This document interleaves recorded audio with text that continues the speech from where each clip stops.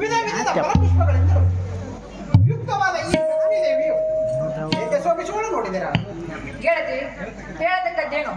ಈಗ ವಸಂತ ಋತುವು ಪ್ರಾರಂಭಿಸಿರುವುದರಿಂದ ಮನೆಗೆ ಬಂದ ಪ್ರೀತ್ಯಾಸ್ಪದವಾದ ಬೀಗರಿಗೆ ಸ್ತ್ರೀಯರು ತಮ್ಮಲ್ಲಿರುವ ವೈಭವವನ್ನು ತೋರಿಸುವುದಕ್ಕೆ ಸ್ತ್ರೀಯರು ತಮ್ಮಲ್ಲಿರುವ ಎಲ್ಲಾ ಅಲಂಕಾರಗಳನ್ನು ಧರಿಸಿ ಸುಳಿದಾಡುತ್ತಾ ವಸಂತ ರಾಜನ ಆಗಮನದಿಂದ ಅವರನ್ನು ಉಪಚರಿಸುವಂತೆ ಅವನ ಆದರಾತಿಥ್ಯವನ್ನು ಮಾಡುವುದಕ್ಕೆ ಸಕಲಾಭರಣಭೂಷಿತರಾಗಿ ಅನಂತರಾಗಿ ಅವರ ಹಾಸ್ಯಮುಖದಿಂದ ನಲಿದಾಡುವಂತೆ ತೋರುವಳು.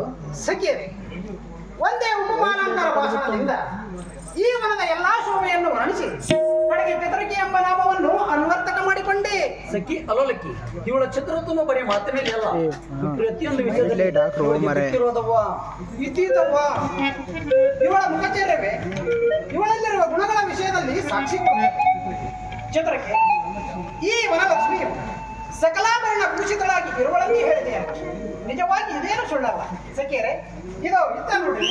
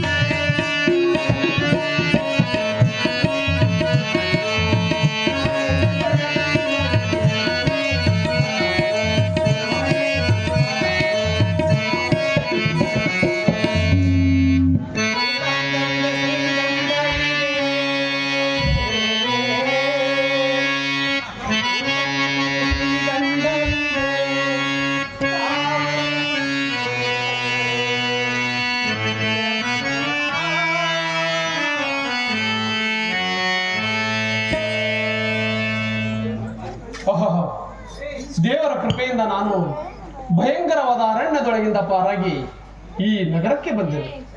ಈ ನಗರದ ಸುತ್ತಮುತ್ತಲಿನ ಉಪವನಗಳು ಎಷ್ಟು ರಮಣೀಯವಾಗಿರುವು. ಮಾರ್ಗಕ್ರಮಣದ ಆಯಾಸವು ಬಹಳವಾಗಿರುವುದರಿಂದ ಯಾವುದಾದರೊಂದು ಉಪವನದಲ್ಲಿ ಸ್ವಲ್ಪ ಶಾಂತಿಯನ್ನು ತೆಗೆದುಕೊಂಡು ಮುಂದೆ ನಗರವನ್ನು ಪ್ರವೇಶಿಸುವುದೇ ಯೋಗ್ಯವು.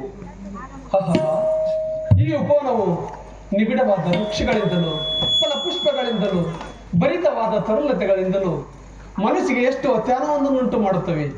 ಇಲ್ಲಿ ಸುಳಿದಾಡುವ ಮಂದಮಾರ್ತನು ಸುಗಂಧ ಸಂಭ್ರಮದಿಂದ ಯುಕ್ತನಾಗಿ ದೇಹಕ್ಕೆ ಸ್ಪರ್ಶ ಮಾಡಲಿಕ್ಕೆ ಎಷ್ಟು ಹಿತವೆನಿಸುತ್ತದೆ. ಇದನ್ನು ಪ್ರತಿಕರ ಶ್ರಮ ಪರಿಹಾರ್ಥವಾಗಿ ನಿರ್ಮಿಸಿರಬಹುದು. ಆದ್ದರಿಂದ ಕೆಲವು ಕಾಲ ಇಲ್ಲಿಯೇ ವೃಕ್ಷಛಾಯೆಯಲ್ಲಿ ವಿಶ್ರಮಿಸುವೆನು.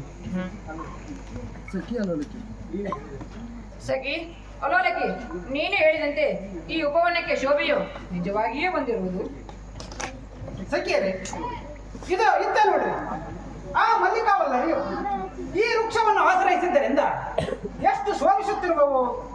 ತಕ್ಕ ಸಮಯಕ್ಕೆ ಇವಳಿಗೆ ಆಶ್ರಯ ದೊರಕಿದ್ದರಿಂದ ಇವಳ ಆನಂದವು ಉಕ್ಕೇರು. ಸಖಿಯರೇ, ಫಲ ಪುಷ್ಪಗಳಿಂದ ಪೂರಿತವಾದ ಈ ಉದ್ಯಾನವನ ಸಂಪೂರ್ಣ ರತಿಪ್ರೀತಿಯಿಂದ ಈ ಮಹಾಲಕ್ಷ್ಮಿ ವಸಂತರಾಜನೊಡನೆ ಕೂಡಿಕೊಂಡಿರುವಂತೆ ಬ್ರಹ್ಮ ಸೃಷ್ಟಿಯು ಎಷ್ಟು ಮನೋಹರವಾಗಿ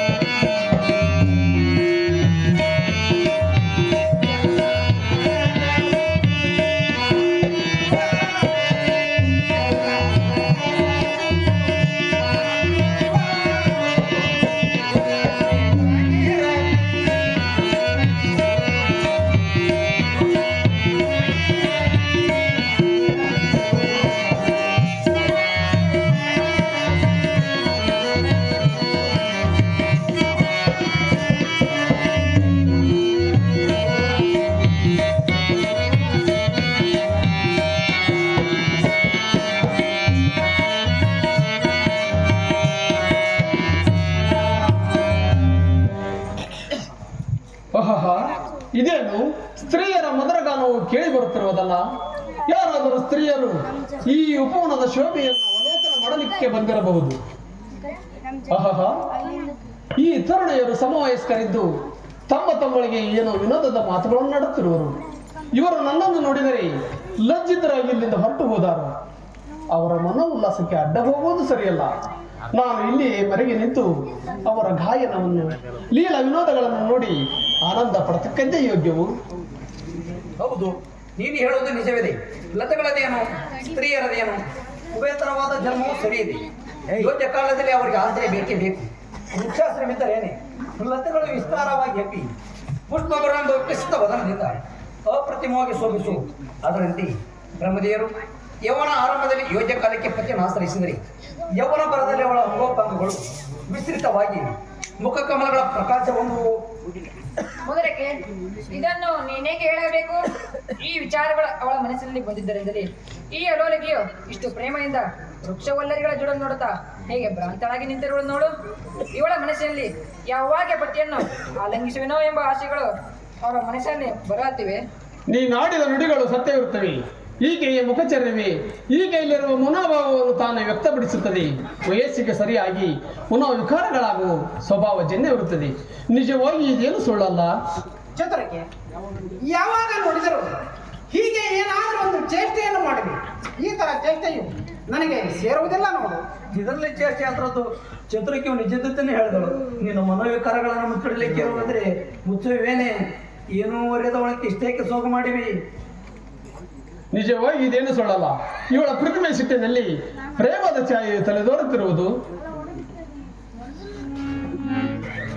ಸಖಿ ಅಲೋಲಗಿ, ಅತಿ ಕೋಮಲವಾದ ಸುಗಂಧ ಭರಿತವಾದ ಈ ಗುಲಾಬಿ ಹೂಗಳು, ಸುವರ್ಣ ವರ್ಣದಂತಿರುವ ಈ ನಿಂಬೆ ಹಣ್ಣುಗಳು, ಮುಳ್ಳುಗಿಡಗಳನ್ನು ಏಕೆ ಆಶ್ರಯಿಸಿರುವುದು ಇದು ನಿನಗೆ ತಿಳಿಯುತ್ತೆ? ಅದರಲ್ಲೇನು ಗೂಢವಿರುವುದವ್ವ? ಅವು ಸ್ವಾಭಾವಿಕವಾಗಿ ಆಗಿರುವು. ಸ್ವಾಭಾವಿಕವಾಗಿ ಹೇಗೆ? ಅದರಲ್ಲಿಯೂ ಗುಡವಿದೆ. ಹೇಳಿದರೆ ನಿನಗೆ ಸಿಟ್ಟು ಬಂದಿತ್ತು ಬಿಡವ್ವ. ನಮಗೆ ಯಾಕೆ ಬೇಕು ಈ ಹಾಳು ಸಾಬರಿ? ಚತುರಕ್ಕೆ ನೀನು ಈ ಹೊತ್ತು ಏನು ನಡೆಸಿರುವಿ ಮತ್ತು ನಿನ್ನ ಮನಸ್ಸಿನಲ್ಲಿ ಇರುವುದಾದರೂ ಏನು? ಯಾವುದನ್ನು ಮುಚ್ಚಿಡಬೇಡ. ನಾನೇನು ಸಿಟ್ಟಿಗೆ ಹೇಳುವುದಿಲ್ಲ. ಅವಳೇಕೆ ಸಿಟ್ಟಿಗೆದ್ದಾಳು? ಅವಳ ಮನಸ್ಸಿನಲ್ಲಿದ್ದನ್ನೇ ನೀನು ಹೇಳ್ತಿ. ಅದನ್ನು ಕೇಳಿ ಅವಳಿಗೆ ಆನಂದವಾಗುತ್ತದೆ. ಸುಮ್ಮನೆ ಸಿಟ್ಟಿನ ಸೊಗತ್ತಿಗೆತ್ತಾಳೆ. ಹೀಗೇನು? ಹಾಗಾದರೆ ಹೇಳುತ್ತೇನೆ ಕೇಳು.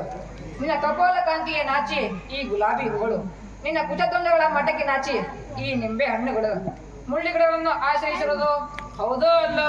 ಹೀಗೆ ಕಲ್ಪಿಸುವುದಕ್ಕಿಂತಲೂ ಇವಳ ಕುಚ ಕಪೋಲಗಳಿಗೆ ಮೋಹಿಸಿದ ತರುಣನಿಗೆ ಅವು ಲಭಿಸದಿದ್ದರೆ ಭ್ರಾಂತಳಗೆ ಮನೋವಿಕಾರಗಳಿಂದ ಮೈಮರೆತು ತನ್ನನ್ನು ಮುಟ್ಟ ಬಂದಾರೆಂದು ಕಂಠಕರ್ಕಸವನ್ನು ಆಶ್ರಯಿಸುವನೆಂದು ತರ್ಕ ಮಾಡಿದರೂ ತಪ್ಪಾಗಲಿಕ್ಕಿಲ್ಲ. ನೀವಿಬ್ಬರು ಈ ಹೊತ್ತು ಅಳತೆಯನ್ನೇ ಬಿಟ್ಟಿರುವಿರಿ. ನಿಮ್ಮ ಸಂಗಡ ನಾನು ಬರಬಾರದಿತ್ತು, ಬಂದೆನು. ನಾನು ಇಲ್ಲಿಂದ ಈಗಲೇ ಹೋಗುವೆನು. ನೀವು ಬರತಕ್ಕದಿದ್ದರೆ ಬರ್ರಿ, ಇಲ್ಲದಿದ್ದರೆ ಇಲ್ಲಿಯ ಕಾಲ ಕಳೆಯುತ್ತಾ ಕುಳಿತುಕೊಳ್ಳಿರಿ. ಇವಳ ಕ್ರೋಧದಲ್ಲಾದರೂ ಎಷ್ಟು ಮಾಧುರ್ಯ ಇರುವುದು. ಈ ಸ್ತ್ರೀಯು ಸುಳ್ಳು ಸಿಟ್ಟು ತೋರುವಳೆ ಹೊರತು ಅಂತರಂಗದಲ್ಲಿ ಮೋಹವನ್ನೇ ಬೀರುವಳು. ನಿಲ್ಲೇ ಅಲೋಲಗಿ, ವಿನೋದದ ಮಾತಿಗೆ ಹೀಗೆ ಸಿಟ್ಟು ಮಾಡುವರೇನೆ? ನಿನಗೆ ಸಿಟ್ಟು ಬರುವುದೆಂದು ನಾನೇನೂ ಮಾತನಾಡಿದ್ದಿಲ್ಲ. ನೀನೇ ಕೇಳುವುದಕ್ಕೆ ಆತುರ ಪಟ್ಟಿದ್ದರಿಂದ ಹೇಳಿದೆ ಅಷ್ಟೇ. ಅಷ್ಟಕ್ಕೆ ಸಿಟ್ಟು ಮಾಡಿದರೆ ನಿನ್ನ ಸಂಗಡ ಮಾತನಾಡುವುದೇ ಕಠಿಣ ಬಂತು ಬಿಡವ್ವ. ಅವಳ ಮನಸ್ಸಿಗೆ ಅದು ಬೇಡವಾಗಿದ್ದರೆ ನಾವೇಕೆ ಮಾತನಾಡಬೇಕು? ನಡೀರವ್ವ, ಬಂದ ಕೆಲಸವನ್ನು ತೀರಿಸಿಕೊಂಡು ಮನೆಗೆ ಹೋಗೋಣ. ಚತುರಕ್ಕೆ ಹೂವಿನ ತರಣಿಗಳನ್ನೆಲ್ಲಿಟ್ಟಿರುವೆ. ನನ್ನದು ನಡೆಯುತ್ತಾ, ನಿನ್ನದು ನೀನು ತೆಗೆದು ಮತ್ತೊಂದನ್ನು ಅಲ್ಲಲಿಕ್ಕಿಗೆ ಕೊಡು. ಏಕೆ ಅಲ್ಲಲಿಕ್ಕೆ? ಹೂವು ತೆಗೆಯವೆಲ್ಲ ಹೇಳು. ನಿಮ್ಮ ಸಂಗತಿಯೂ ನನಗೆ ಬೇಡ. ನಾನು ಒಂದು ಬದಿಗೆ ಹೋಗುತ್ತೇನೆ, ನೀವು ಒಂದು ಬದಿಗೆ ಹೋಗಿರಿ. ಗೆಳತಿ, ಇದೇನು ಚಂದವ್ವ? ಒಬ್ಬರ ಗೂಡೊಬ್ಬರು ನಗುತ್ತಾ ಕೇಳುತ್ತಾ ಮೋಜಿನಿಂದ ಅವುಗಳನ್ನು ಕೊಯ್ದರೆ ಕಾಲಕ್ರಮಣವಾಗುವುದು. ಒಬ್ಬರ ಮೌರ್ಯವ ತಟ್ಟಿಗೆ ಮತ್ತೊಬ್ಬರ ಮೌರ್ಯವ ತಟ್ಟಿಗೆ ಆಗುವುದರಿಂದ ವಿರಸವಾಗುವುದಿಲ್ಲವೇನೆ? ಗೆಳತಿ, ನಾನು ಸಿಟ್ಟಿನಿಂದ ಹೀಗೆ ಹೇಳಿದೆನೆಂದು ತಿಳಿದು ಏನು? ಬೇರೆ ಬೇರೆ ಕಡೆ ಬೇರೆ ಬೇರೆ ಪುಷ್ಪಗಳು ದೊರಕುವುದರಿಂದ ಮೂವರು ಮೂರು ಕಡೆ ಹೋದರೆ ಎಲ್ಲಾ ಬಗೆಯ ಕುಸುಮಗಳು ದೊರಕುವೆಂದು ನಾನು ಹೀಗೆ ಹೇಳಿದೆ. ಹೀಗೇನೇ ಅಲ್ಲೋಲಿಕ್ಕೆ. ಹಾಗಾದ್ರೆ ನೀನು ಎಷ್ಟು ದಿನ ಆಗಲಿ. ಛತ್ರಕ್ಕೆ ಹೋಗುವ ಬಾ.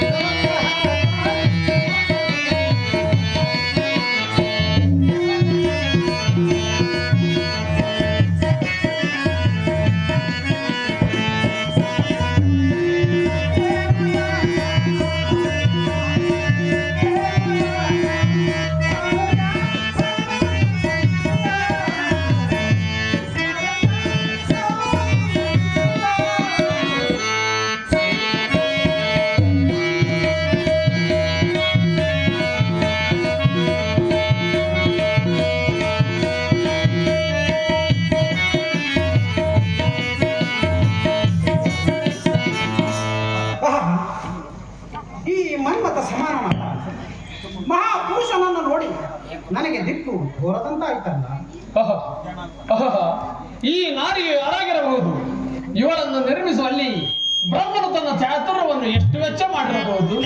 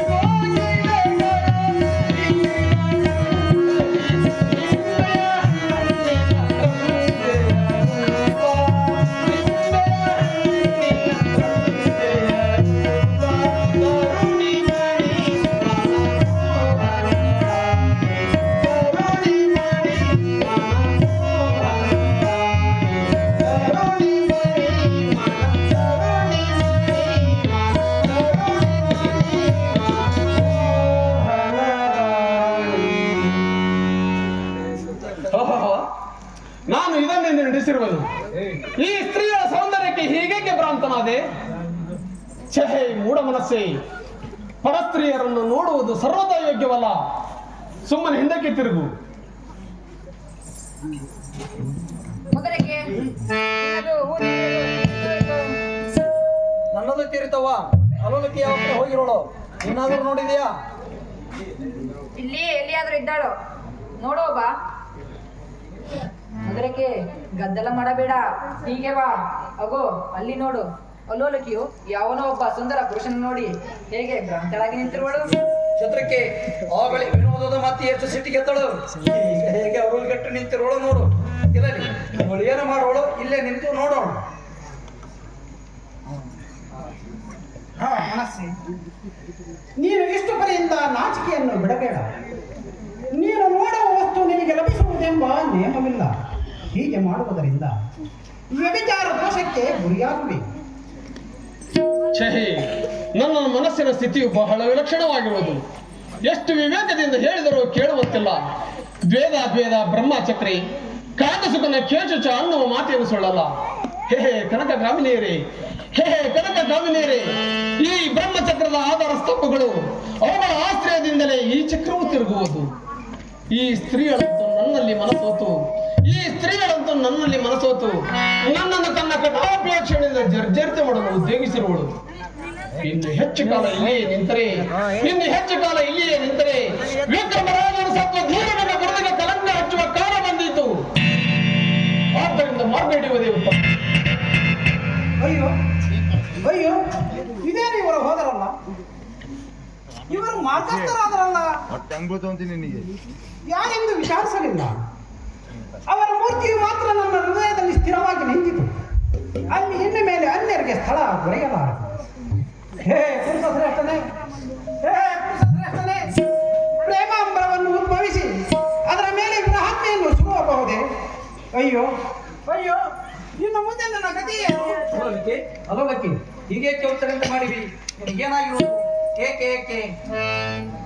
ಯಾಕೂ ಇಲ್ಲವ್ವಾ, ಒಮ್ಮಿನೊಮ್ಮೆಲೆ ನನ್ನ ಕಣ್ಣಿಗೆ ಕತ್ತಲೆ ಬಂದಂತಾಯಿತು. ಕತ್ತಲೆ ಬಂದದ್ದು ನಮಗೂ ತಿಳಿಯುತ್ತದೆ. ಇದಕ್ಕೆ ಕಾರಣವೇನು?